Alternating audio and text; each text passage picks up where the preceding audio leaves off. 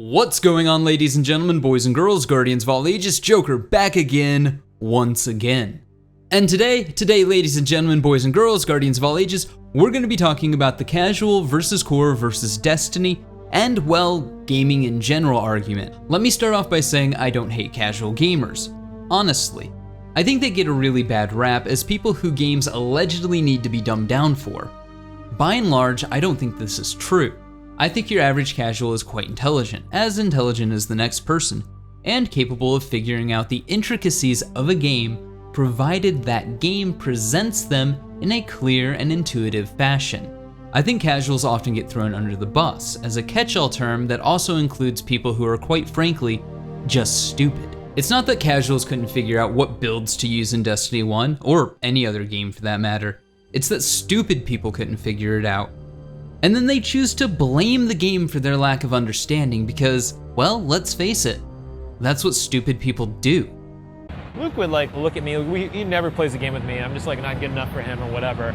But he inspect my character all the time to just make sure I'm playing and stuff. Yeah. Or he can rag me at the office, and he's like, what the hell are you doing with your warlock, man? You got this helmet on with that thing, and you got this thing all agility. Where's your Viking funeral? Yeah, you got it set up all wrong. What do you even know how to play this game? You know, and I'm all ashamed and now I can't really screw that up, right? You're just I'm pick the one on the top, and I can still do the wrong thing. There does seem to be this, what I'll call a movement, even though that's not necessarily precise, but you get the point, within casual gaming that seems to want all the popular games catered to them. Now, it would be disingenuous of me not to point out that both the core and the casual are fighting for games to be catered to them. However, only one side is actively seeking to take away the experience of playing games from the other side. This, what I'll say, air quote, casual gaming community, feels entitled to take away from the core. Why? Well, I think it's the same mentality that comes along with people who jump into responsibilities that they weren't ready for, so they become a stick in the mud. Remember that guy you could count on to always be your wingman, but now he has a family and responsibilities and he can't go out as often. Fine, fair enough, but then he becomes a parody of a human being. He berates you for going out and having fun, because you're not responsible like they are. Mind you, it's not that you're not responsible. You could have a job, you could work 40 hours a week, you could go to school. It's that they're jealous that you still manage to make time to go out and have fun. They can't have fun, or they can only have fun in certain ways and small quantities, so they're going to impose their frustration and jealousy on you. You actually see this in an article by Keza McDonald from Kotaku UK called Destiny 2 is practically impossible to play if you're a parent. For the sake of discussion, this will be the primary article I'll be arguing against. This is in no way an attack against parents, or people like myself or my wife who work a lot. I'm using this article because the attitude displayed here isn't one of, oh man, there's a lot of really cool games that I wish I had the time to play, but I don't, and you know what? That's just okay. It's Destiny 2 and games like Destiny 2 are way too big to play. I'll never catch up. I'm gonna be left behind and left out, and I don't have time to play them, and this needs to be fixed. I hope you can see the difference. This article really does display the attitude of this subset of casual gamers I was talking about at the beginning of the video. The I don't have time to play games, so games should be made easier attitude and argument. Because even if that's not necessarily what the author would admit to arguing for, the dumbing down of games would be the inevitable outcome of this argument. The article starts off by listing all the reasons why she cannot dive into Destiny 2 like the people around her. Fair enough, I sympathize.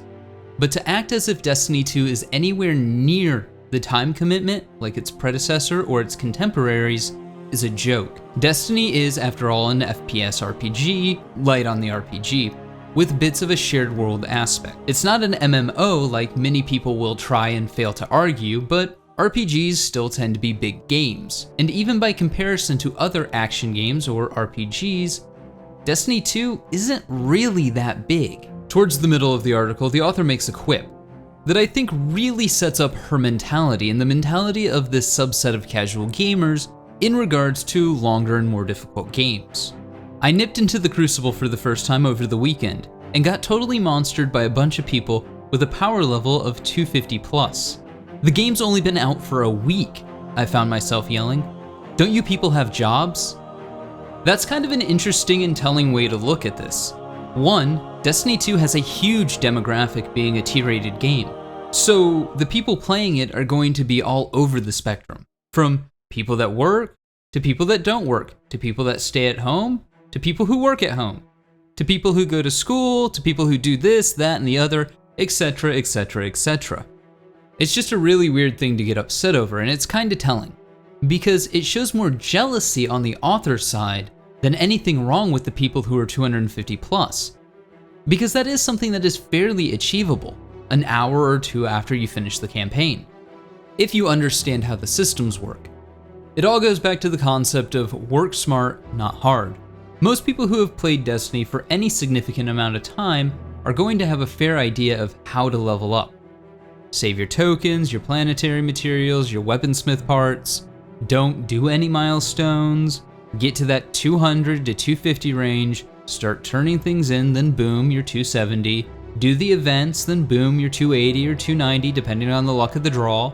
This wasn't hard to do. Getting to that 300 to 305 was one of the easiest grinds Destiny has ever implemented, if you knew how to do it. And it's not like there weren't tons of guides on how to do this within a day or two of the game's release. Now I know somebody's gonna make the argument, because I've seen it in my comments before, well, these people shouldn't be expected to go out and do the homework to play a game. And you know what? That's fair. That's a fair and legitimate criticism. However, if you're gonna start calling for games to be changed and dumbed down and made easier because you can't be bothered to do the little bit of homework required to excel at it, then at that point, the problem's not the game. The problem is you. Now, could or should Bungie implement a system that explains things like leveling and gear and exotics better? Yeah, they should. Why not? But that's not what they're gonna do. They're gonna see people complaining about how leveling's weird and difficult and this, that, and the other, and they don't understand it, and they're not gonna implement a system that explains leveling. No, they're just going to dumb it down.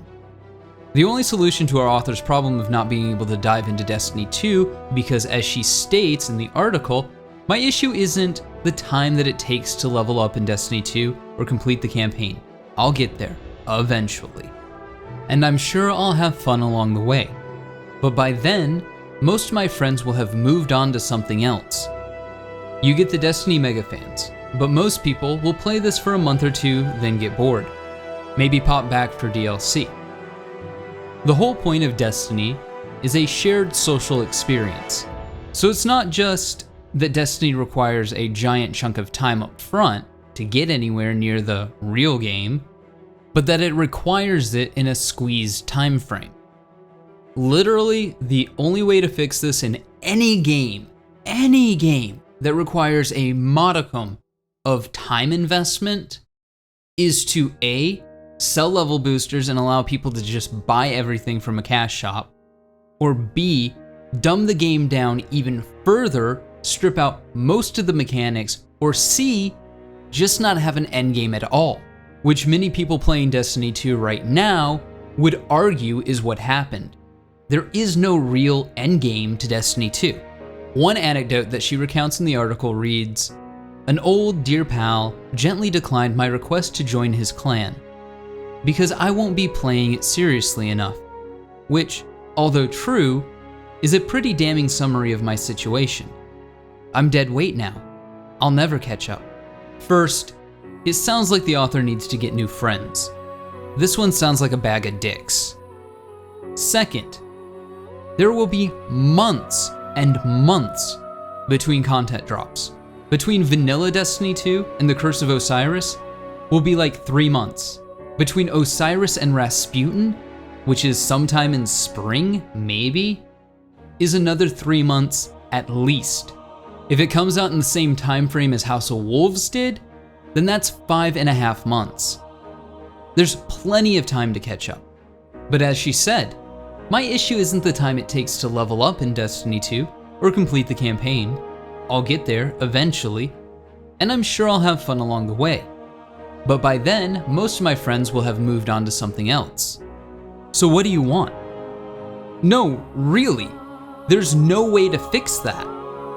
Your complaint is essentially you don't want LFG, but you won't be able to play the Endgame because your friends will have moved on and can't be bothered. There's no fix for that. There's nothing that Bungie can do or remove or dumb down that will fix your friends being cunts. Now mind you, the author's complaint isn't that there won't be people to play with. Over the 3 years of Destiny 1's life cycle as an Xbox player, I never found myself wanting for people to play against in the Crucible or to do the raid with on an LFG, even months after the raid had come out. No, the author's complaint is that her friends will have moved on.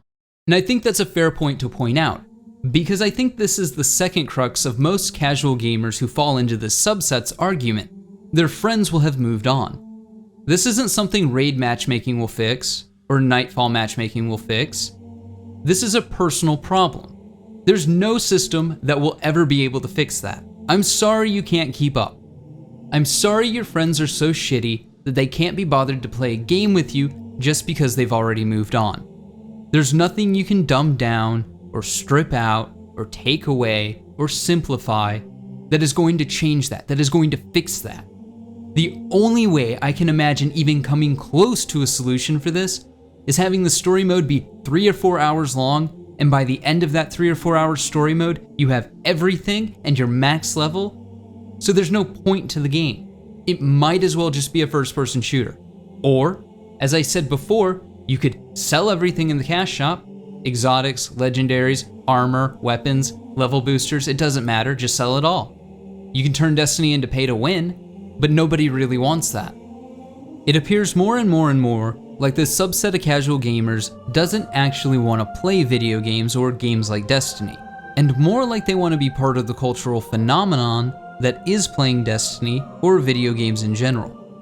Gaming and nerd culture right now is in vogue, and that may seem like a very generalized statement, but look at the demands.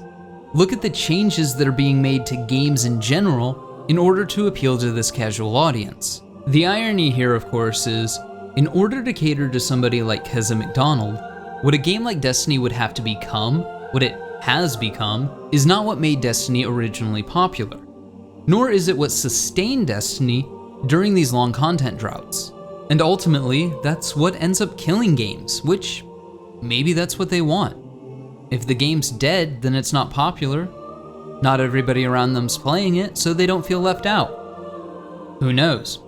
What I do know is, the endgame in Destiny 2 is nowhere near as fleshed out or as satisfying as the endgame in Destiny 1. Even if we remove the amount of content from the equation and just talk about the core systems and the loops for players to complete, Destiny 1 was way better than Destiny 2 in almost every way. Now, I don't want people to think that I'm being mean or picking on Keza McDonald. I'm not.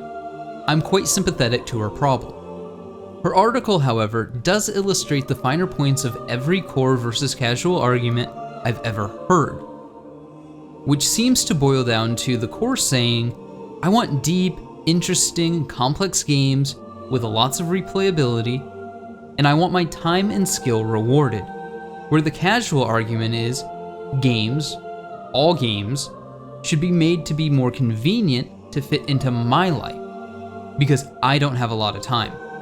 So, this subset of casual gamers' arguments always end up coming down to wanting to take, for an example, Destiny, an RPG hybrid shooter that flirts with the concept of trying to look like maybe it's an MMO if you squint, and repackaging that into something that is even more dumbed down, even more stripped down, even more basic than Destiny 2 already is.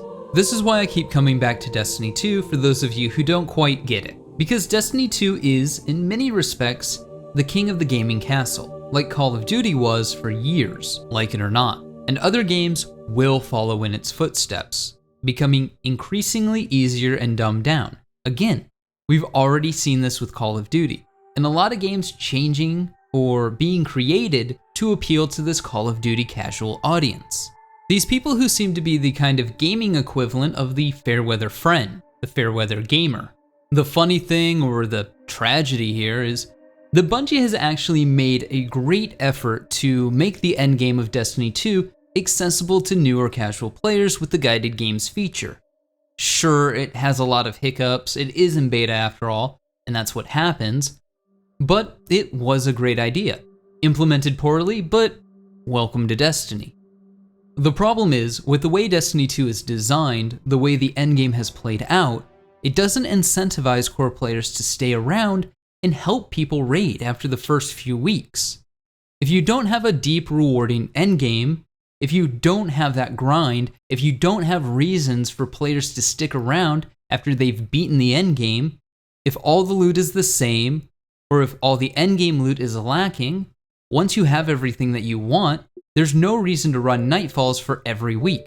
There's no reason to do milestones every week. There's no reason to run the raid over and over and over. By dumbing down Destiny 2's endgame in an attempt to make it more casual friendly, what's actually happened is they're pushing the people away who would be more likely to engage in helping out this subset of the community that is getting into the raids in the Nightfall months after they've come out. It's actually better for casual gamers if you have a more fleshed out and rewarding endgame, because it keeps the core engaged as well, meaning the core will stick around and be more willing to help the casuals because it helps the core as well. But like always, ladies and gentlemen, boys and girls, guardians of all ages, those are just my thoughts.